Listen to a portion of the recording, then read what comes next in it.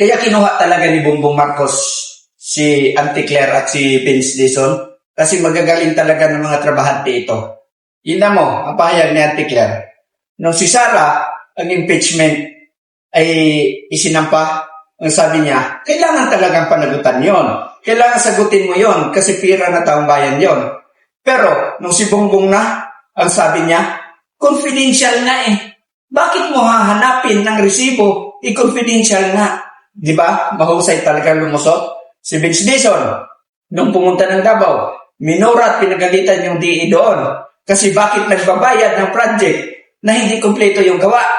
Pero nung pumunta ng Ilocos, nakita nakatiwangwang yung project. Ang sabi niya, kinapos lang daw sa pondo, kaya hindi natapos. Kaya yung dalawa na yan, kritiko dati ni Bongbong yan.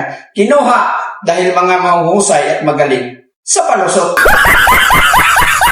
Huwag kang gamol.